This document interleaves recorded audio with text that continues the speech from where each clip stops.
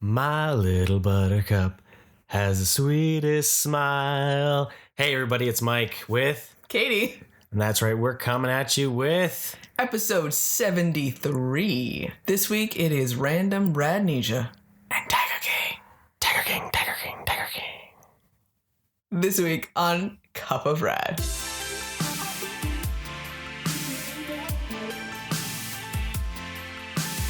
Well, hi, everyone. How are you doing?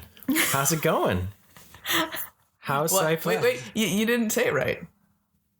Hello there. Yes. Today on Cup of Rad, demons and shit. No. Wow, this has just started out solid right here. Well, that's there for Justin, because that line has made him laugh quite a bit the last few episodes whenever I've dropped that, whenever we talked about Owl House. So. Demons and shit? Yeah. He wants that as a... Well, I said that should be a t-shirt, and he was like, yes. That would be amazing. Yeah. I would rock an Owl House shirt. What's it, demons and shit? Yes. I'm pretty sure we'll never say that. I know, but wouldn't that be awesome? We should customize something. There you go. Learning witchcraft and demons and shit. I want a king shirt.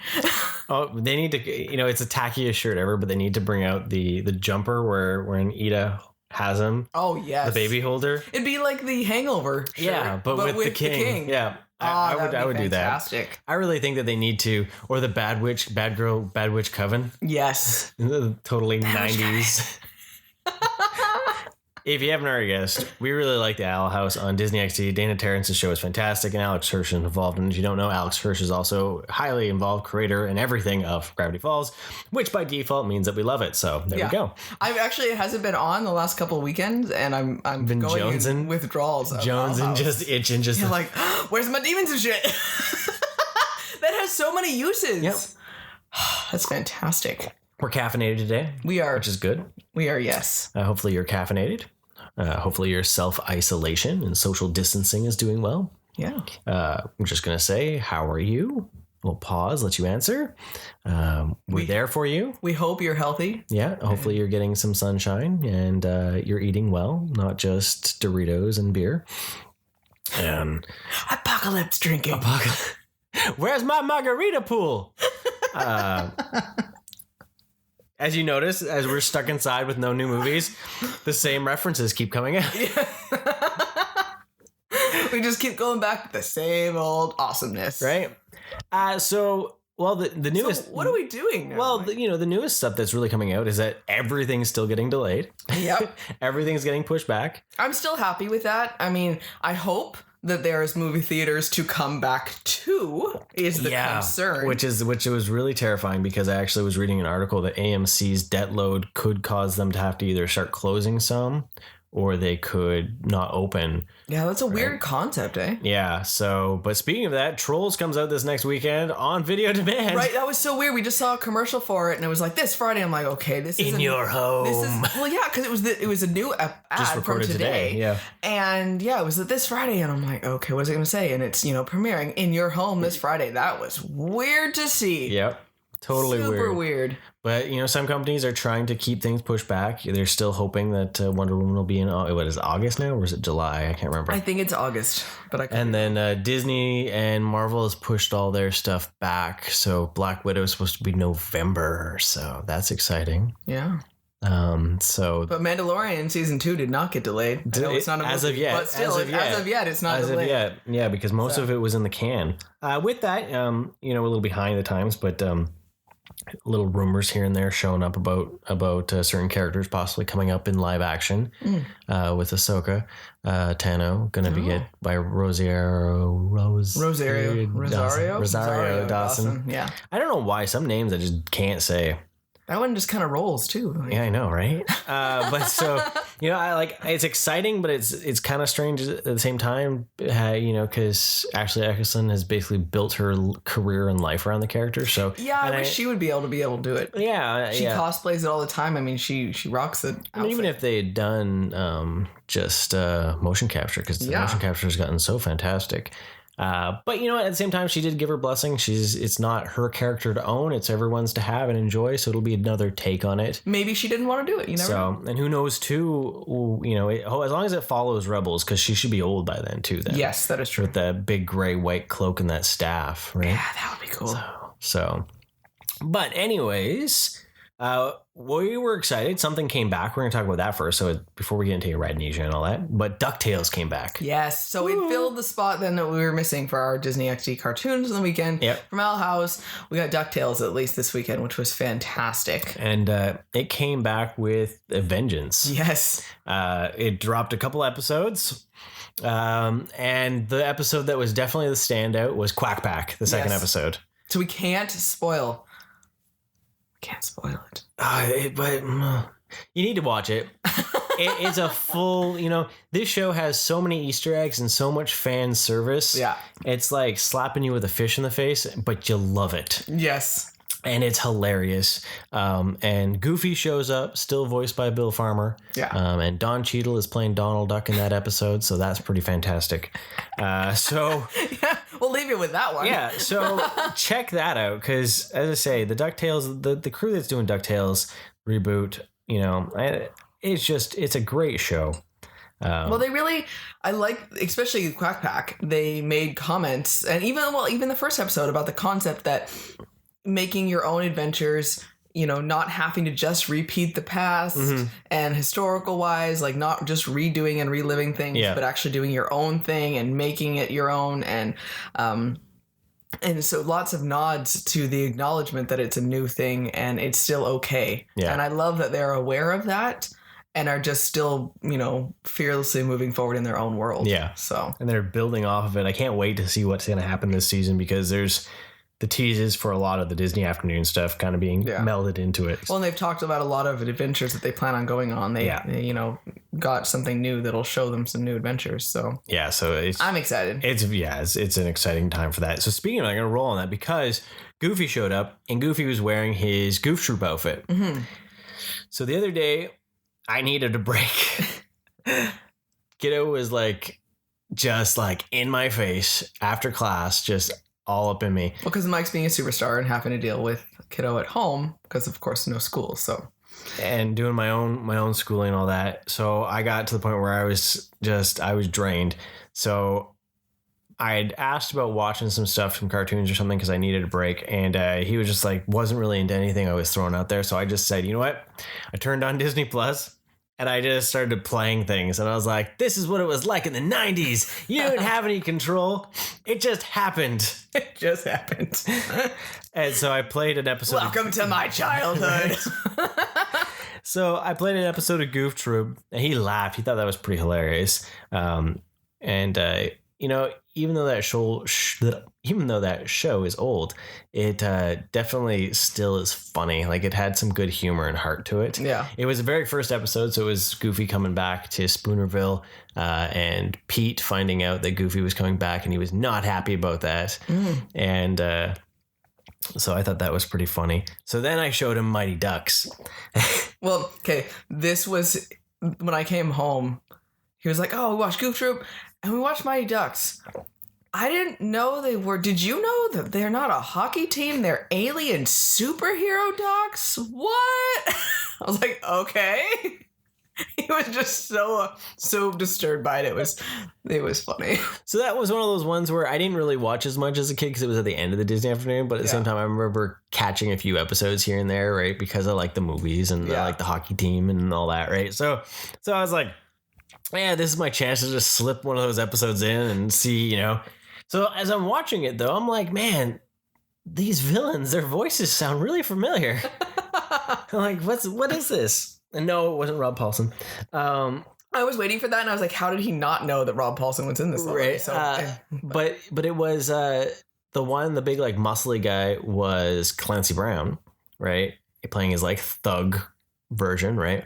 And then the other guy, I'm like, dude, that sounds like the bad guy from Hunchback of Notre Dame, Frollo. I'm like, it totally sounded like him. So then I had to break open the IMDb, and yeah, it was the guy Tony J or whatever it is. Yeah. He played Frollo, played this random mystic like dragon knight thing in it. But the real kicker was the leader of the dragony things that the ducks are fighting was voiced by Tim Curry. That's fantastic. So I was just like, what? Like, so then I was telling Kiddo. Nobody expects Tim Curry. Right? I was like, it's like, hey, he played Long John Silver back in when we watched the Muppets, and he was just like, we watched that? What are you talking about? I was like, Pennywise that I've got on my shelf. Oh. So, and then from there, we decided to crack into the Clone Wars because I've been wanting to watch that. We gave it a chance when it was back on Netflix, and then it's like years. We only got like two seasons into it, and then it was gone. Well, I know you finally decided you're like, I'm gonna watch this. Oh crap, they took it away now. Yeah. But then when I went to watch it, Kiddo can't remember any of it. Yeah. So then he's just like, no, we gotta start from the beginning. And I'm like, oh my God. So we're starting at the beginning. We're about 3 episodes in. He seems interested, but then so once it was over, I was enjoying it, but I want to get to some of the stuff that I haven't seen, like the more interesting things, right? Mm-hmm. I've been given a list of like core arcs to watch, but then the moment the episode was over, I just shut it off, and it was just like, whoa, what's happening? I was like, the Disney afternoon is over. It only runs 1 hour. He's like, what? That actually happened? I was like, yeah, it's over. So then today we were watching cartoons and he's like, so it's 3:00. We watched an episode. Is the cartoon hour happening? I was like, it doesn't happen on the weekend. You missed out. You were still sleeping. Weekend cartoons happened in the 90s between like 6 a.m. and 9 a.m. Yeah. So, and then after that, just adult sports kind of came on. Yep. So I was like, so, you missed out on that. And he was not. He was just like, what world do we live in? You literally have it right there. It's apocalypse world. New rules. Going back to the 90s when I was happy. Exactly. So, but I think I'm going to continue to do stuff like that. I'm going to kind of like flip around and find. Well, that way you could you don't have to wait for his approval. It is what it is. You have to try something out. Yeah. And if anything too, maybe start watching Dragon Ball Z with him again and all that. You should just pull like random, we jumped ahead on episode and then, oh, look, we're watching Clone Wars we haven't seen. Because that's the episode we're watching. That's what happened though back in the 90s. Right? If you missed out on a day, it stepped up. So that's what I should do. If it ever comes to that I can't watch cartoons with them that day, then I gotta jump that many episodes ahead. Yeah, I think you should take advantage of it. Be like, those already aired. Yep. We just missed them. We missed out on that day because we don't have a PVR or we don't have a VHS recorder. VCR, man. Yep. So speaking of being on Disney Plus, we've been spending a lot of time on Disney Plus, finally making our subscription worth it since The Mandalorian ended. I think I need to cancel my cable. Like, paying way more money on all this stuff that I don't watch because my sports aren't there anymore. So. Yeah.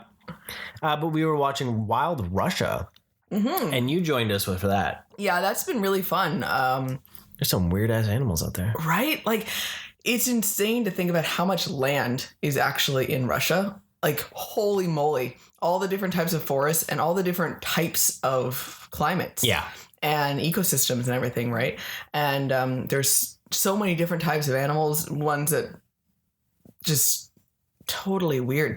The weirdest one. Yeah. I posted on Instagram. This one was weird. I can't remember what it's called now. I gotta look it up. But it didn't begin with like a G or something like that. Yeah. I will Google it. You tell us why it was weird. Man. Okay, so what did it look like? It basically looked like a T-Rex, but if a T-Rex was a tiny little kangaroo rat. That's basically what it looked like. And it was weird. It was all fluffy and it bounded around, but it had these little stubby T-Rex arms and these big legs. And it swished around. Jerboa mouse. Jerboa mouse. Hey, maybe I should just make that the cover photo. It'd be really weird. Like, what the hell is this? We've been talking about documentaries, nature documentaries so much. Like, oh, okay. Oh, yeah. But yeah, that one was terrifying. It was more exciting if you find a video of it actually running along. Yeah. And then just like imagine Jurassic Park. Yeah, right? Yeah, seriously. Fuzzy T-Rex. Yeah, it was the weirdest thing. But like we watched the bears that were interesting, like all the salmon spawning and all that. There is salamanders that live in the ice. Yep. They have mucus lining that provides them like antifreeze. Yeah. And they get frozen solid in ice. That was the weirdest thing ever. Right? Like I couldn't believe that. And that was spooky, man. We have one episode left. It's about the tigers, I believe. So yeah, more of the foresty type areas for them. But it's been really interesting for sure. Yeah, which is really cool. Well, because they have this one also too, really huge. They refer to it as a new ocean. Mm-hmm. This massive lake. It's bigger than all of the Great Lakes combined. Yeah, and it's definitely its own thing. Its own little world. It's its own thing. And go watch it if you want to learn about something beautiful and wonderful. Well, see, that's the thing is that we live in an era now where documentaries aren't weird and boring, right? Yeah. Like I remember back when you could get like the documentaries from the library on the VHS, right? Because and they'd be like travel documentaries. So it'd be like, dun, dun, dun, dun, dun. You're going to this park. It's so amazing. Dun, dun, dun, dun, It was an ad, right? Yeah, it was an ad basically. Yeah. But it was like disguised as a documentary. Or they'd be like really boring. And you'd be like, that voice that would come and be like, and the rabbit made its way across the snow. Well, the other thing danger struck. And it'd be like really fuzzy photography. And you're like, oh my God. And then there's the documentaries that are turned into suspenseful dramas. Yes. You know, where they're not really about what, these have a certain amount of like, what is going to happen? He's going to chase after this prey and he's going to get it. But it moves really quickly. It's not like, and on the other side of the break, we're going to see if this happens type thing. Next time on. And it's just like, oh my goodness. So it moved really fast and it got a lot of information there, and really beautiful cinematography for sure. So. Fantastic. So as we continue to go through Disney Plus, we decided to do a double feature because we wanted to watch Frozen 2 and Onward again, because Onward is already on Disney Plus, and you need to watch it because it's a great movie. It's amazing. I would even say it is epic. It is epic. I'm just going to throw this out there in case there's weird sounds in the background. Our neighbor is apparently doing some sort of construction. So yeah. I can't do anything about that. It's either that or a giant rat in the wall, which is terrifying. Mike is officially on edge. It's the Jerboa mouse. Oh, that's just cruel. It's clawing his way through. It's Jerboa mouse. Random shining offering. But yeah, so anyways, we watched Frozen 2. Sorry, I have an amazing image in my head right now. Maybe that's what I'll do. Maybe I'll find a picture of Jerboa mouse and the Shining photo where Jack Nicholson is coming through the wall, and I'll just superimpose the two of those, and that'll be the picture for this episode. Okay. Anyways, focusing. Frozen 2. Frozen 2. On your second watch of Frozen 2, what was your feeling? Because the first time around, you were... I still really enjoyed it. I like the humor and the layers of the story, I guess, better for lack of saying. I like how much they actually changed. How much of this force is really transformative. Transformation they had. Olaf is freaking hilarious. So I realized, okay, so my mother loves snowmen. So naturally, when Frozen came out, she loved Olaf. So everything was Olaf about that. And he's adorable, don't get me wrong. But I never really loved him. Like, he's a cute snowman. He's adorable. But whatever. I love him in this because he's older and more mature. You're right. And he's just got enough sass and silliness that he was hilarious. And I love his recaps and parents dead. I don't know why I love that line because he says it so dramatically. It's so funny. Things got twisty. I still really, really enjoyed it. I like the theme of nature being in balance and respecting, the idea that some people are just better fit in different areas as well, and trying to be your natural self with that. And be your own person. Yeah, maybe it isn't in the life that you were expecting it to be or anything like that. Because that's really what it goes to show, though, is that even though she was accepting of herself as having powers, the world still wanted to force her into the mold of queen, because that was but that was not what was best for her as a being. And accepting that your role in life might be different than what you were predestined for, originally designed. And I kind of like that idea. And I still really love, like, Kristoff's song was still freaking amazing. What about you? I still really enjoyed it. I like Frozen 2 a little more than Frozen. I still really got a kick out of it. Like, there was a few things that I saw a little bit more glaring, like almost like a plot hole feel. Yeah. Where I was like, wait a minute. That doesn't make sense. Yeah. That they just kind of like glazed over that like nothing happened. But for the whole, I still laughed and I had a lot of fun with it. You could definitely tell it was set up almost more than musical numbers. The first one, the musical numbers are set up more like a movie or like a soundtrack feel. Like an album. Yeah. This one here, you can definitely tell that it was almost like it was being made more for the stage. Yes. And then they were like, no, let's make a movie. Well, especially that opening song. It's, I mean, definitely feels like you're watching a musical. Musical, yeah. And yeah, I really like a stage that musical. Too. Yeah. Yeah. So, and so then Onward. Oh, and I still really want all the costumes. So. Hey, that was my question though. How pruny is she if she's like always wearing ice? like, does she smell like a Band-Aid that you wear? That's so gross. Well, I'm just asking because it's just a question. No, she's magical. She makes clothes out of ice, and then you know what happens when you're in the bathtub too long. She is almost kind of ice herself, though. She doesn't have normal skin apparently. But she's question. Like a mucousy salamander. In Russia. Just saying. There's things you gotta ask. Does she smell like a wet Band-Aid? Does she smell like your skin when you had a Band-Aid on for a week? Thank you. I really appreciate that you're describing it more because it's like the worst smell ever. And like you got it wet and you've showered with it a few times and it's all white and puffy. Yeah.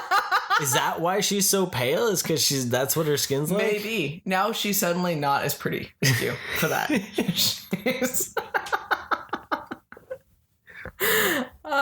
Okay, I'm gonna go back to the fact that she's pretty and I want all the shiny outfits, and I want to know how the crystal, her like final outfit, any of it though, is like how it's actually made. I ask how she smells and you get question the crystal, and that's okay. Onward. Oh, for Onward. Onward to a next segment. Yeah. So yeah, this one here, I think that's the fastest turnaround for rewatching a new movie ever. 1 month, not even a month. Because and I still loved it. Yeah, it was still epic. It's a great movie. I think it's pretty fun. Like it's worth the watch, and I love when Pixar does original content. Yeah, it's proving to me that almost no matter what it is, if it's their first, I like it. If it becomes their second or third, I lose interest. Yeah. So, which is really interesting to me. And hopefully you'll get a chance to check it out. It's got a lot of heart and a lot of feeling to it. So, and a lot of laughs. Like I still laugh. Like I was engaged. Like I wasn't even like wanting to look up trivia or facts or anything like that. Well, I like all the different characters. Like the Manticore is funny. The mom is funny, what she's going through and just her character and everything. Yeah. Really well written. And then the development of the brothers is on an individual level, on a brother level, and everything. Like and dealing with the loss from a childhood of that nature and figuring out where they are now, and like it was just there's a lot to take in. Yeah. But then also as an adult that can see all this, but then there's also a lot of just humor and fun that a kid can enjoy, and that's what Pixar can really succeed at and excels at, and I was really glad to see that back where you had all those different layers. Yeah. Some of the ones that don't speak enough on different levels are the ones that aren't as enjoyable. Yeah. And I think they're sequels, really. Yeah, and then some of the original ones that maybe don't speak to us as much are to me a little bit more simple for things, right? So, but yeah, their sequels then lose a lot of those layers. So I really enjoy the stories. You know, I want to paint the smart car up to look like Guinevere. I think that would be fantastic. We can just get it purple with a Pegasus on the side. Yes, I fully endorse that. Yeah. Let's find someone who can do that for us. So if you want to, make a couple rad smart car with a flying Pegasus on the side of it with a purple nebula behind it. Can we put an O on the little gear shifter? Paint over and make it onward. Onward. I will find a Rise to Valhalla soundtrack to be able to have or something. Yeah. Okay. Good stuff. That'd be good. Granted, I don't want to launch the smart car anywhere, but... Hey, if it happens that I have to, barricade... You never know. Then it might have to happen. Yeah, it might have to be that it might happen, but we'll watch out for that. Guess what, kids? It's time for RADnesia!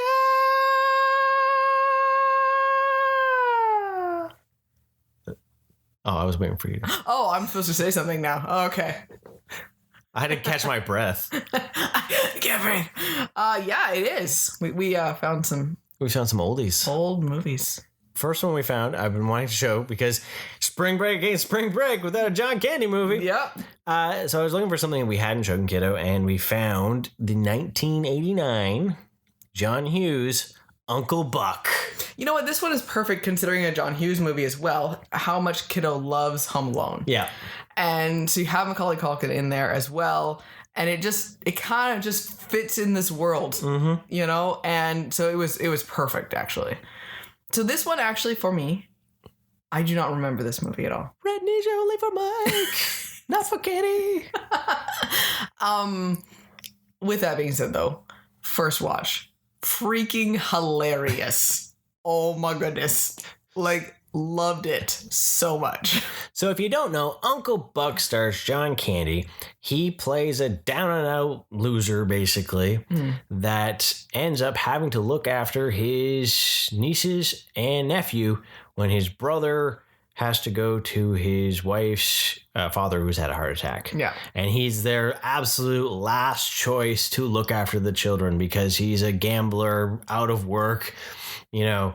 He can't commit to his girlfriend. Yeah. He has, of course, no kids. He hasn't seen the kids at all. For years. One of them he's never even met. Yeah. You know, two of them he's never even met, actually. So one of them is now a teenager, and he remembers her as a small child. Yeah. So, and they of course are already angry for the teenager is dealing with her own angst because the family moved. Town. Yeah.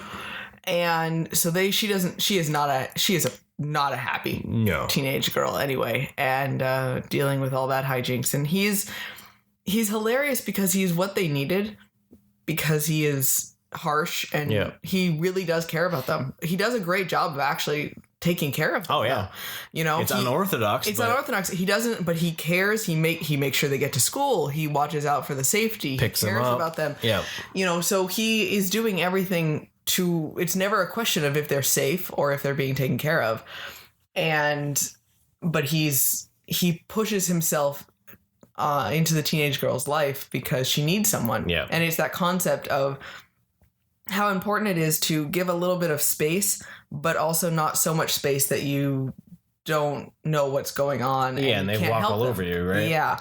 And it was fun to see that balance because he was just hilarious because he was like intense a few times, which is quite funny. So John Candy plays that role fantastic. His delivery, and it just is, watching those two movies that we watched just is that memory of how good of an actor he was. Right, like so good. His comedy and his timing. Like, it makes me want to start watching some of the other ones, like going back and watching Planes, Trains, and Automobiles, and even Summer Rental, and of course Great Outdoors and Spaceballs. So like there's so many of them that we could watch, and it's like you see that and you're like, you know, he was a funny dude. Yeah. You know, and it's just the one thing though that caught us off guard, because it was PG, you know, and we're learning that PG was very different in the 80s. So different.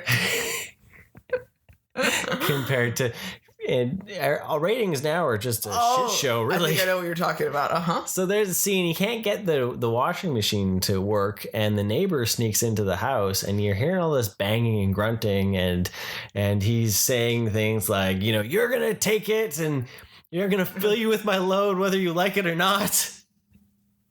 Oh my god, I couldn't breathe. I was laughing so hard and trying not to make. Because Kiddo's laughing too, and he's cackling because he just thinks it's funny because he knew what was going on. Machine, right? He doesn't understand the innuendo behind it, right? The oh my gosh. Yep. Oh, it was so funny. Oh yeah, that's how. Oh god, it was just. It was a hilarious scene. For sure. Oh yeah, it's hard as a parent to like pass it off as like nothing happened, just laugh at the funniness of the scenario, and like it was like we were laughing way harder than it really needed to be because of what it was. But oh my gosh, yeah. So but yeah, when we'd finished it, Kiddo said it was amazing. He finally recognized John Candy. He was like, wait a minute, he's that guy that plays the polka in Home Alone. So that was pretty funny. Yeah. So now we're showing him an appreciation for John Candy. So we got to keep going. I think every week it needs to be a John Candy movie at this rate. It's the John Candy hour. Yeah. But yeah, no, that's one of those ones that I always loved watching as a kid too, right? Because that was always on. That was always on the CBC because I think they played all his movies because being Canadian, he was like, oh yeah, well yeah, I'm blown away. Like that has now been officially added to like a great movie list. Like it was hilarious. Just his horrible car and just the way he just carried himself. He was so sure about himself for everything, but then so unsure about some things, right? And, and Kiddo wants the pancake. The giant pancake for his birthday, yeah. The 3 layers or 5 layers of the countertop size one. Yeah. There we go. We should make Easter pancakes and just make it the size of the griddle. Oh yeah. Just one big one. Okay. Good luck with that one. Yeah, sure. Yeah. Okay. I don't know how you're gonna flip it, but no idea. Cookie sheet, maybe? You don't want to use the snow shovel. I've used it for other things, so damn dogs. So then we rolled right along with our RADnesia, and we stepped into 1986. To one of the best movies ever created. Wow. No, this is what I was told when I was a child. That blew my head. So this movie was like intense part of my childhood. Like this is another one of those ones that I hear the lines and I can hear my father saying them. Yeah. Because I have heard, I think, him say them more than I've actually heard the movie say them. Like this is a critical part of my childhood. So this was directed by John Landis, starred Steve Martin, Chevy Chase, and Martin Short. So yell out if you know what I'm talking about, because you're at home, so you can't really scare the people on the bus anymore, which is sad. I expect you to do the salute while you're at it, please. Please do. Wherever there is. And if you do, film it. We'll be there. Tag us. Oh my God. The 3 Amigos. So we broke into watching. You shot the invisible swordsman. Well, how was I supposed to know? Because we all shot up. Sorry. See, this is what happened. This movie, and I just start quoting lines. Yeah, you would have thought that she was like 3 sheets to the wind because she just randomly started saying some of the lines before they happened. Yeah. So what is the 3 Amigos about? Because this is a full hardcore RADnesia for you. It is. So the 3 Amigos takes place in 1916, and it is in a Mexican town. This lady is looking for someone to help their little tiny town of Santa Poco try to. They're being under attack by El Guapo, and she's looking for a justice to be served to this guy. So she goes to the town, and no one will help her. That is at least willing to do it valiantly. And so she goes and she stumbles into the theater and sees a movie of the 3 Amigos and, trying to help this small town and not taking any money for it. And they're just standing up for justice and helping people. And so she decides that the 3 Amigos are what the town needs. And so she sends a telegram. Well, she writes this whole huge telegram telling him how much she needs her help against this horrible guy. Well, she doesn't have enough money for the telegram. So he gives her this chopped down version.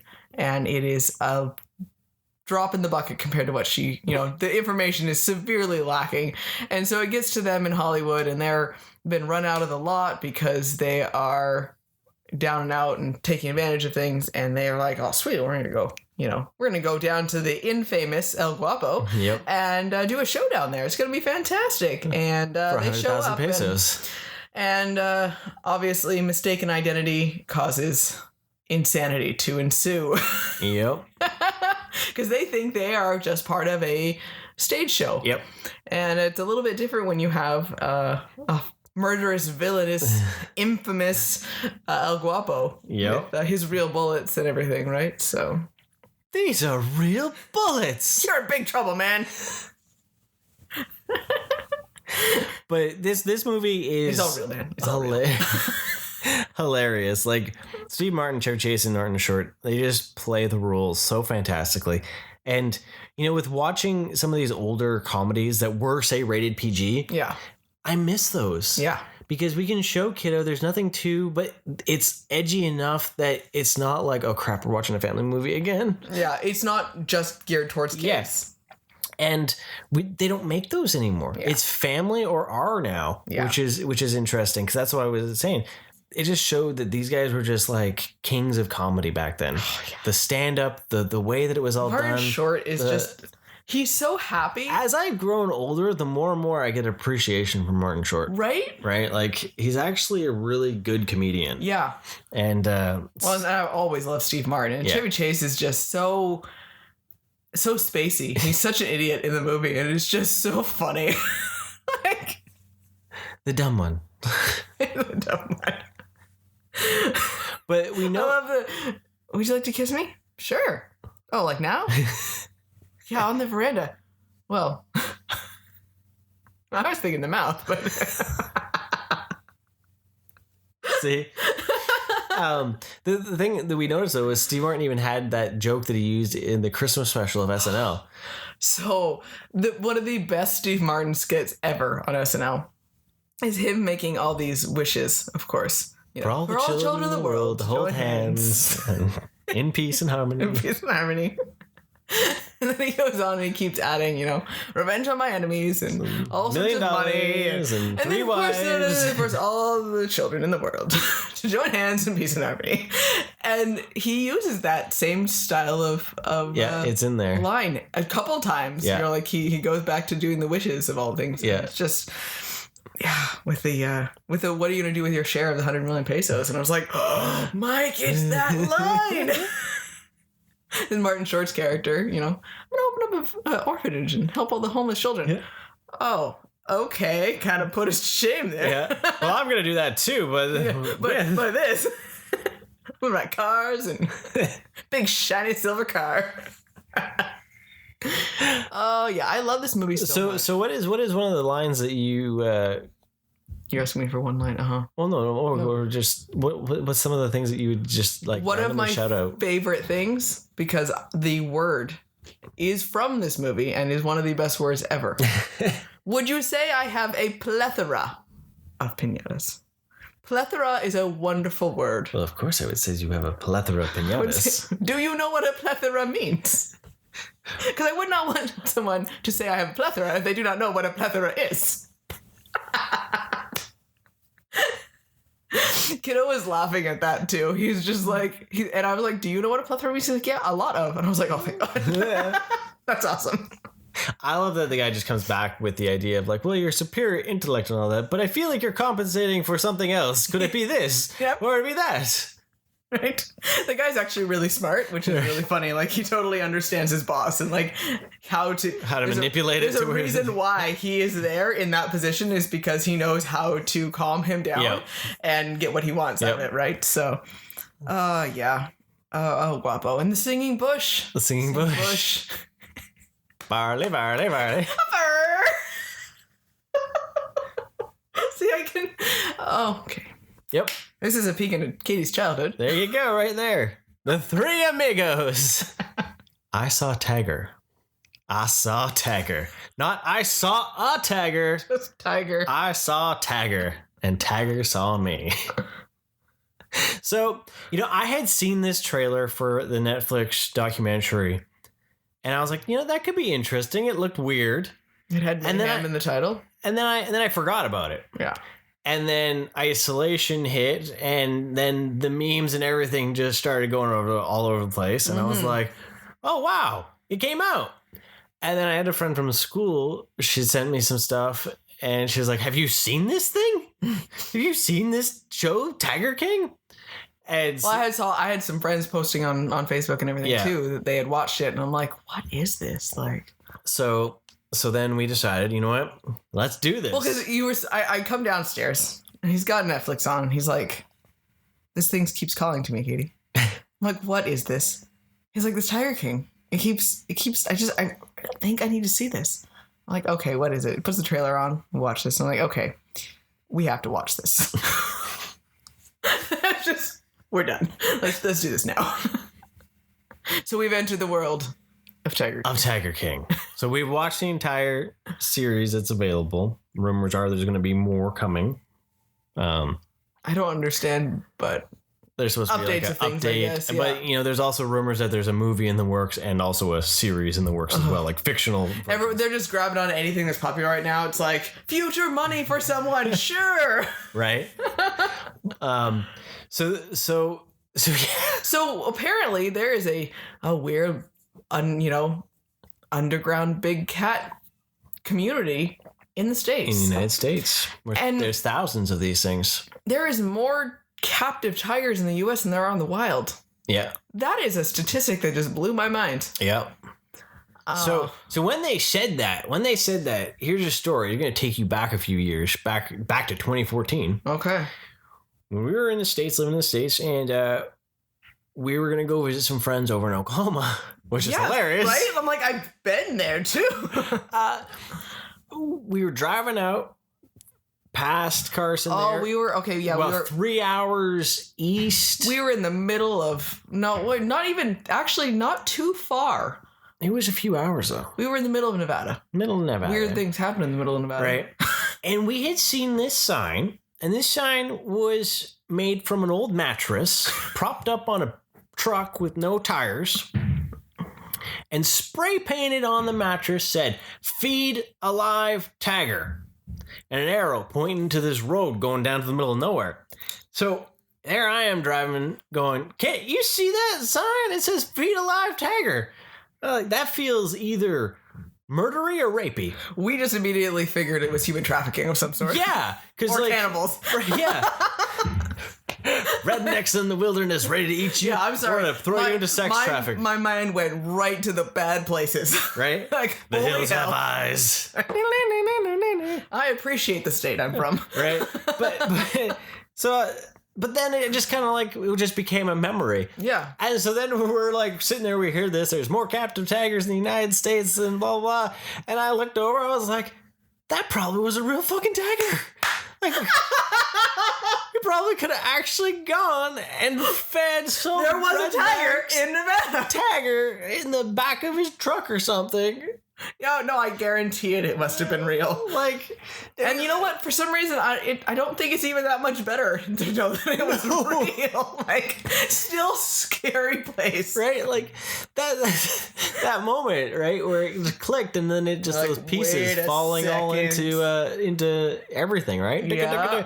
And so then we keep watching. So the whole thing is about this gentleman named Joe Exotic, and he has created a tiger zoo in somewhere in Oklahoma there. Yeah. He wanted to own tigers. Yeah. And other sorts animals. of exotic animals. Yeah, exactly, right? And he really started out caring about the animals. Whether you believe in animals in captivity or not, big, wild animals, anything of that nature, I think number one, you have to appreciate the type of animal they are and the care that they require and the space that they require and the danger that you are putting yourself in every day because they are not domesticated. Yeah. You made a good point, though, that most likely an animal that is bred in captivity and who is constantly feels affection and bond with a human is going to be more domesticated than something that is not, or that is mishandled for anything. So when we got our cats and all that, we were doing all the research about different things about cats and all that, I'd seen a thing that said basically you have to continuously pet your cat or it will go feral. The concept of continuous as in like daily type thing, right? Just clarifying that one. Never stop touching the cat. My mind's going right into the gutter on that one. I almost said it too. But it talked about... Which is also true. The constant affection that you need to give to them as an animal to keep them domesticated. This is not helping. Or you they will go we were feral. not drinking just coffee. You would think that you derailed my thought. Anyways, so no, okay, we're good. You continue to pet your cat. Yeah, you create a bond with him. You create that bond, and if you stop giving it that affection, it goes feral. Yeah. So the idea, though, is if you started with a pet tiger as a cub and you continue to give that affection, all that, it would stay fairly domesticated. Yes. The only difference is that a cat that you have at home doesn't have 3-inch teeth and claws. Yeah. that could eviscerate you. Well, right, because Thor, Right. I mean, their playing is violent. Yeah. Thor, when Thor plays with you, he scratches. He can cause damage, but he doesn't have the ability to kill you on accident. Yeah. And a tiger does. Yeah, and that's the difference, right? So I think the idea that there needs to be that idea, because it was super sad to see the talk about when that one zoo or that one private collection got out and they just mowed all the tigers down. Yeah, it was so horrible. And it's scary. The animals then pay the price for the stupidity of the humans. Exactly. And that is just heartbreaking. You almost need to be able to have like in your everything, if you have stuff like that, or zoos, or like the liability that is not the animal's fault. Right? I'm a dumbass that did this. Right? And I think there's a point where having a sanctuary of that nature for people who are idiotic and don't realize the responsibility they've taken on, and that they could have a place to be able to bring them. But there should be laws preventing some of this stuff, or the amount of them too. Yeah. Sounds funny, but if you have one tiger, okay, let's say, that to me is a lot of responsibility. Yeah. But if you're going to have a compound that has 50 of them, that's a huge amount of responsibility that I don't care who you are. That's too much, right? Yep. And if we're going to attack a zoo for how they handle animals, and a big zoo, let's say, is going to have even plenty of land or relatively a good amount of land, and they still can't take that many tigers on or something, or wild animals, then there should be laws for regular people to deal with them, right? And so that is clearly needs to be in place. So there's a lot of things here that it's showing and highlighting the need for better regulation for this. It doesn't mean it has to be all of them necessarily. I think it would be nice to see them more in the wild, but we also need to stop destroying their habitats. So there's laws involved with that need to be placed as well, right? So, but back to the insane mayhem and drama of said Tiger King. So yeah, Tiger King, he's also, he has multiple husbands. Yeah. He has a gun collection. He is flamboyant. He is an entertainer, and he is out in people's faces. Yeah. He's a redneck, and he's a glamorous redneck at the same time. Like, it was a unique individual. Well, I like that one quote from that producer, the idea where he was this mythical being from bumfuck Oklahoma. Like, that sums it up. Yep. Right? But then, like, you find out about the other zoos out there, and the fact that, like, the weird cult one, and the Doc Anton or whatever. Doc Antle was like full on cult. Like he has like Buddhist training that he went to and yogic type stuff, and then it just turns into like a harem of things, and involved with the big cats and like manipulating these young girls that show up for these things. And yeah, and he's just, they're buying creepy. And selling tigers, and then you find out about Big Cat Rescue. Oh yeah, Carol Baskin. That bitch. So with that statement being said, so I had gotten from my friend, she had sent me it was a drinking game. Yeah. So every time someone says Carol Baskin, full name, you take a drink and you say, that bitch. Every time someone is seen shirtless, you take a drink. Every time Joe swears, take a drink. Someone's got to shoot a gun. Anytime someone shoots a gun or points at the screen, you take a drink. I have it here. You have it saved? Oh, okay. I do.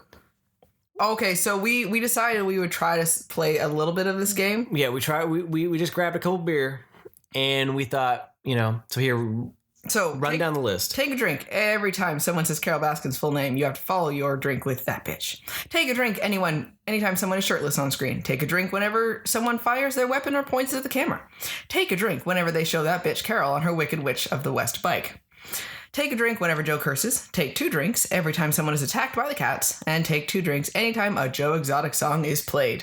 And now you are drunk. Yes. So we tried it just with a beer. We just took sips because I was curious, because it seemed, after watching the first episode, I was like, that seems like a lot of booze. Yeah. So then we got into the second and third episode, and we we polished off 2 beer before the second episode. We weren't even watched. done. If I had been drinking anything harder, I would have been on the floor. Like, it was like fast. Like, oh my goodness. You had to ration that. Yeah. So there you go. Try it. See what happens. Rewatch the series. Let's rewatch it and drink. Yeah. Apocalypse World. Apocalypse World. Soon I'll be the Tiger King at that race. Oh, yeah. Oh, that's interesting. So, not only that, Joe Exotic sings. Mm-hmm. Guess what? These guys' songs are actually on Spotify. So once you're done listening to us, look it up. I'm sorry. I saw a Tiger, and Tiger saw me. Oh, but there's no I saw a tiger. No, I know, right? And it bothers me every time I hear it. I'm like, it's not right. It's not proper grammar. Like, what the hell? So most of them too. A lot of them didn't wear a lot of clothing. No. His one husband didn't. Every time you saw him, he's just sprawled out on the chair without a shirt on. And no teeth. And yes. Oh, yeah. No teeth. No teeth. No teeth. So many tattoos and just no teeth. Got tattoos, but no teeth. Tattoos and no teeth. I was talking to my friend at work and he's like, why? Why can't he get teeth? You know, at some point they would have had money. They had so many vehicles and all this. Buy some damn teeth. It's because of the meth he was on. Because, yeah, but he had meth mouth. Right? Yeah. So, just how, there is, I feel bad because it's entertaining to watch. And I know the show was entertaining. Yeah. But these people are, like, Joe is traumatized from his childhood. Yep. He, being a homosexual, his father was not okay with it at all. And so he had to deal with all of that and trying to be the person that he was and so desperately wanting love. And, he was trying to find his place in life, you can tell. And just mistake and bad choices one after another. And he had a lot of people that really did care about him. Oh, yeah. There was some people on there that you could tell, like, really wanted to help him out and cared about the animals, too. Yep. A lot of people that worked at his zoo did. Yeah, and they were devastated when everything all should hit the fan with it, right? But he got so caught up and obsessed with Carol Baskin and this feud, because she's crazy in her own way. Yeah. And they got so obsessed with each other, quite honestly, about it. And she had money. Yeah, and she had money, and she drained him for it, and she drove him mad. So, you know what? That bitch, I hope she feels proud of herself that she has ruined the lives of so many people, quite honestly, with her intense pushing on something.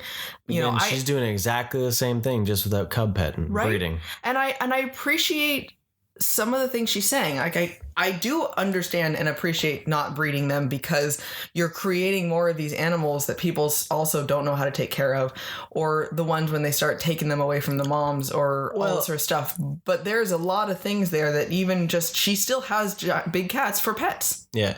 Well, I don't see anything wrong with the breeding in some form. Like the one guy said, if they're going to be extinct, breed them. Yeah. And they're not extinct anymore. But the problem is that they're being sold to private collectors. Yeah. And they're being putting in situations that they don't have a happy life. And that's where the problem is with the idea of breeding for that kind of thing. Exactly. So there's or the breeding of them and then taking brand new newborn tigers that need to be spending time with their mom so that they can be normal, healthy animals, and you're pulling them away to go hang out with drunk chicks in Vegas. And that's not okay. Right. And so it's tiger selfies. Yeah, there's always there's a good and a bad side of the coin, and so there's a lot of stuff that she's fighting for that I agree with, but I think the way she was going about it wasn't helpful. And her zoo, that it really is a zoo, because she wants to just call it rescue instead, but it's a big business. Still had cages. It had cages, and a lot of it didn't even look that great. Nope. Like she didn't look like she had the same relationship and bond that Joe ever showed with them, right? And I mean, I know the show is showing what it wants to show, but I don't think there is, she was not in any sort of glowing light either. And I feel more sad for him because you can tell that he had just a really messed up life, and he made some really bad choices by all means, but you can, the trauma and all of that put him in positions that were really difficult for him, right? But it was just a train wreck. He was so excited to be famous and be known that he ran for president. Yeah. And governor.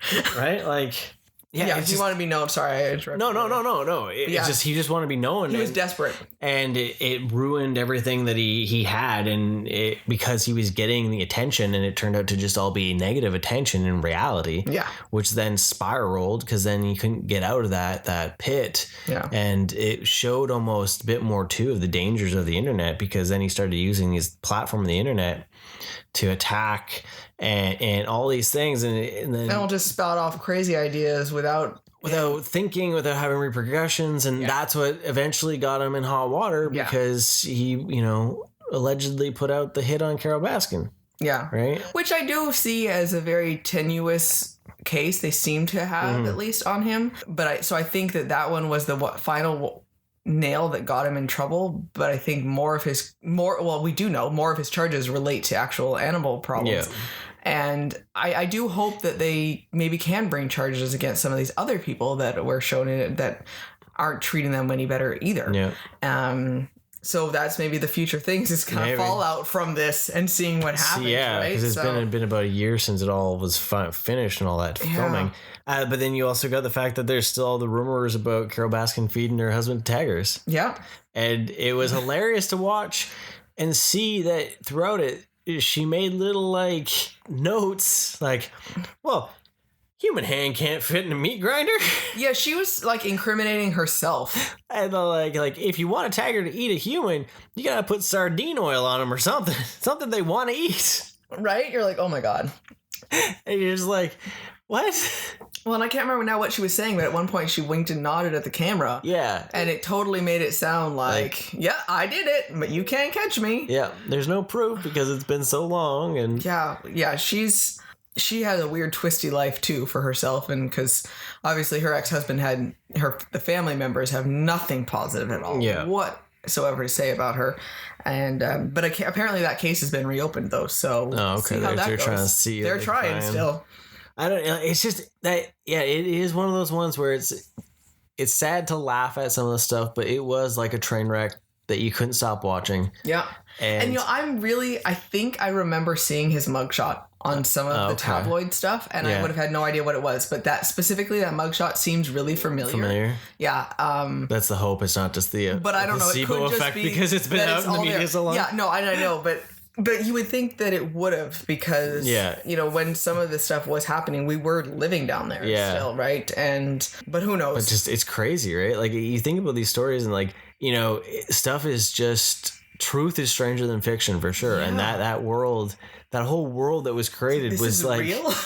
Yeah, it seems like it should have been a Hollywood plot. Yeah. And it is all real. Yeah. And like the craziness too is that he had 2 husbands and both of his husbands were straight. Yeah. That was a weird thing to find out about. That they were just, the one was there because he bought him things. Yeah.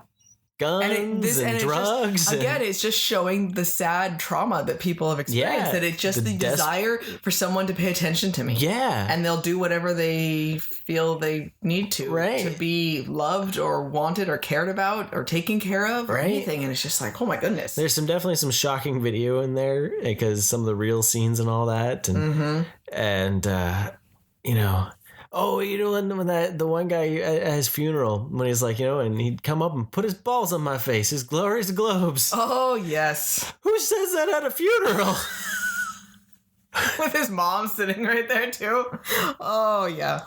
He had no filter. You could tell. He said whatever he felt. Yeah. He was in his own world, and he slowly was breaking, right? It does show like a cycle. Like it's as funny as some of the things is, and it's horrific to watch and see just that downfall of a human being. Like it is. Yeah.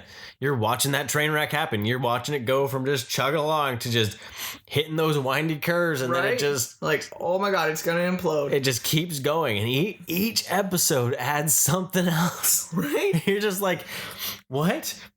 How? Wait, what? No. Oh my God. Really? Like, yeah. So I know we talked a lot about it and all that, but definitely something to check out. You know what? It's still, no matter what we said, there is still going to be something where you're like, what the heck was that? Yep. And try the drinking game. Yeah. Because that could be fun. Good luck with your alcohol poisoning. Pick something nice. Pick something a little Apocalypse drinking. You know, because grab a 12-pack and no, you're gonna need more get than 24, 36er. Oh yeah, good stuff. But now we know. Now we know. Now we know about the Tiger King. Yeah. And now we know that happened. Wow. You think about those things and you think about it of how wild the world really is and how we just don't know what's actually going on behind closed doors. Yeah. And it's easy to not know. Yeah. You know, and sometimes you don't want to know. Yeah. Like, was this a story that we needed? Probably not. No. But it's fascinating. And, you know, at the same time, as much as it's showing these things, I think, and that last episode really did show, though, that I think the purpose of the documentary was to shed light on that secret underground world. Yeah. And it was to shed light to know that there's some crazy shit out there, especially that it is with animals that we're not privy to and we haven't been privy to, but now we are. And we know that a lot of that stuff does need to be addressed and shut down. Yeah. Because it's unfair to those animals to be living in a van. Well, especially, right? Yeah, exactly. I mean, if you want, you know, like that dude had a snow leopard in a van in Florida. Well, because PETA can be very extreme. I think they are corrupt in their own right as well. Like any business. Anything that has an agenda tends to have a chance of being, pushing too far and losing sight of the original vision. Yeah. But it doesn't mean that they're always wrong either. It doesn't mean everyone in the organization is bad too. Exactly. Right? And, they want to focus so much and they try to take down some of these bigger places. But there's a lot of people that really do care about trying to take care of animals and share them with the world in a place that the animals are safe. Mm-hmm. If we have a place to be able to see those animals where we're not destroying their natural habitat, where we're not risking, damaging them or scaring them more, those types of things, there is a benefit to that. Mm-hmm. But yeah, living in a van is not a place for a wild animal. No. Living in our house is not a place for a wild animal. I don't care even if it's a small wild animal. It is not a place for it, know. They need to be in their natural habitat or around as much as possible they possibly have. Simulated habitat. They need lots of space. They need other animals of their own kind to deal with, And again, it's a little bit of our ego feeling that we feel like we can have a pet of anything. We can control any animal, and it's controlling nature. Exactly. Yeah. And it's, there is lots of pets that we can legitimately have that people can't seem to even take care of dogs and cats responsibly. And there's enough of them in the world right now. So why are we taking wild animals and creating more of them when we're not defending their natural habitat? And it's a conversation that's worth having and trying to deal with. So, well, it's crazy to think too that people pay $665 or something like that in the hundreds to pet these things, but yet they won't give $1 to someone that needs food. Right. Well, there's one family that'd been back like every single day, and it's $400 a person type thing. It's like, who has that kind of money then? Yeah, and it's just crazy to think, that's. I think part of them, those animals are majestic because of what they deal with and the natural of them. Sounds funny. I'm fascinated by our cats themselves. They're just little mini versions of them. If you watch documentaries, Thor is actually just a mini tiger. Yeah. If you love cats like that, go get a domestic cat, love the heck out of it, and enjoy your documentaries and let the tiger over there. Yeah, but it's like the thrill junkie of them almost, right? It's like, I don't get it. So yeah. Anyways, that was that. Insightful thoughts from Cup of Rat. But it's a fantastic documentary, and that's one thing that out of this whole episode that comes to me is that we live in a time where we actually get a lot of documentaries at our fingertips. Yeah. We can learn so much about what interests us, be it nature, be it science, be it true crime. Yeah. we live in a golden age of streaming and ability to see these things because it just wasn't available back then. It was the stuff when you said documentary, that was something that put you to sleep in grade school. Yep. And now it's something that's engaging and interesting and pop culture-ish almost. Mm-hmm. You know, especially even podcasts now. It's the idea where it's the true crime and these and the learnings and all that. And we have that ability to be more. Yeah. With it, and that's what's kind of cool, right? Yeah. Is that you know, never did I say like, hey fam, let's sit down and watch a documentary tonight. Right? Because before it was just the old dude with the leopard has walked across. Well, yeah, exactly. We can and hopefully then kids can, maybe we have more people that are trying to be scientists to learn about the different animals and try to preserve them as well and help the habitat, and that's what we can hope, right? Yeah. To see from it, which would be fantastic. Yes. So, well, but that was the Tiger King. That was the Tiger King. It's on Netflix. We had actually, you know what? A lot of very eventful, exciting week. Look at that. Yeah, you had some pretty good conversations with Tiger King. What was the one thing though that was insane that you came back from work and you told me about? Well, okay, so on Fluke, one of the guys in the office there starts saying that. Couple of the they were gonna try to convince the young guy in our shop to get a tattoo of Tiger King, of a tiger. Doesn't sound too bad, right? No, of a Joe Exotic face, tiger body, but it's gonna be right on his chest. And so still not too bad. We're gonna integrate it with his nipple.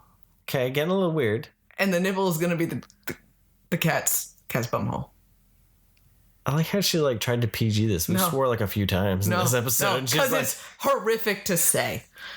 So the nipple was the anus. Glorious on cat. A Joe Exotic study. Hey, Spit Roast podcast. Adam, I know you're up for that shit.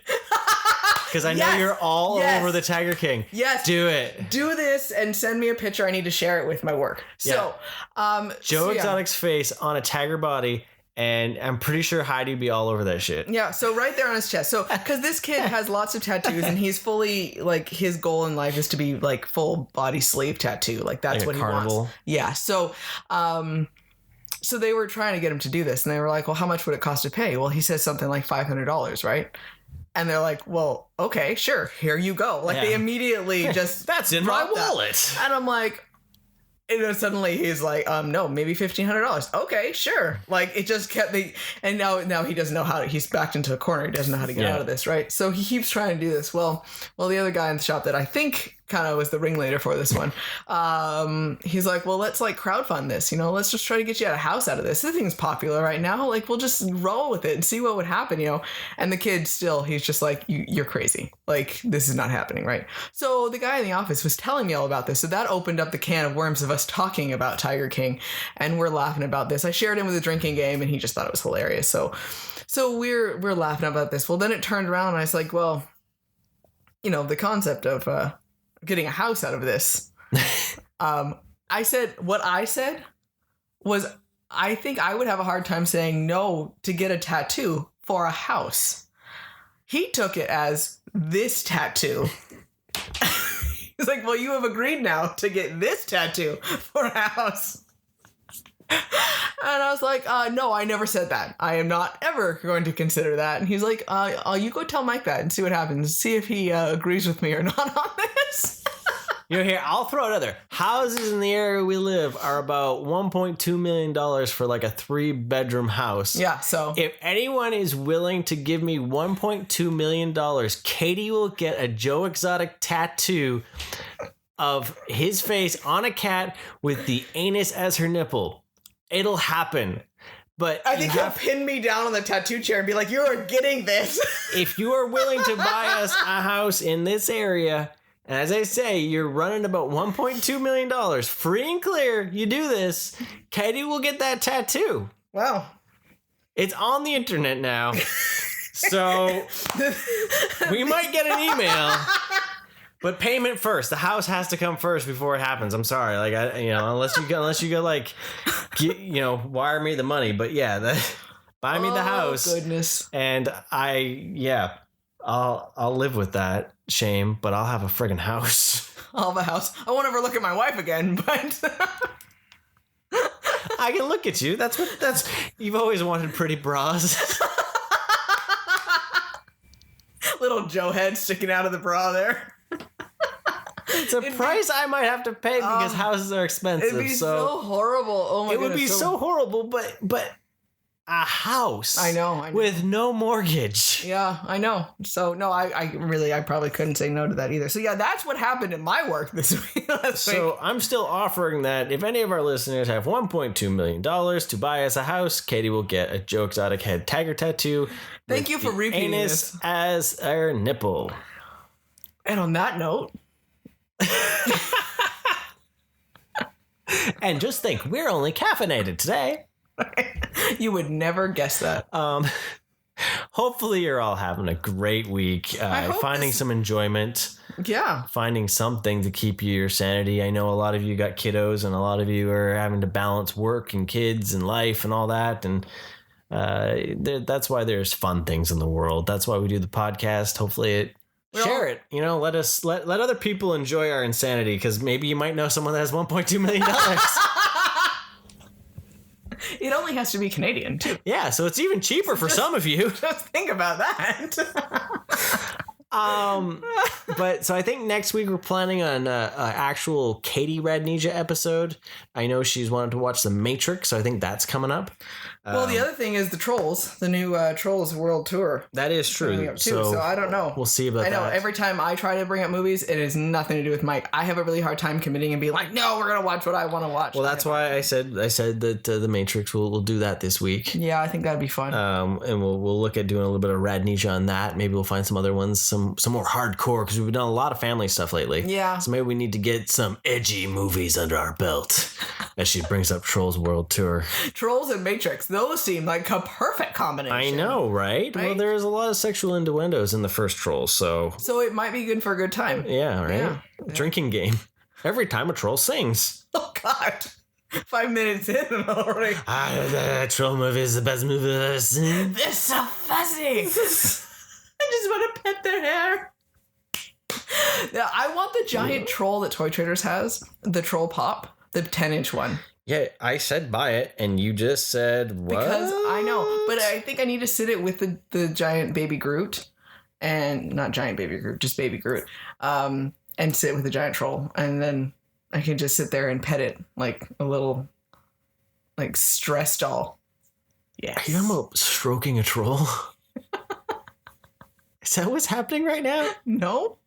You're literally motioning that you're stroking a troll. Right here, like...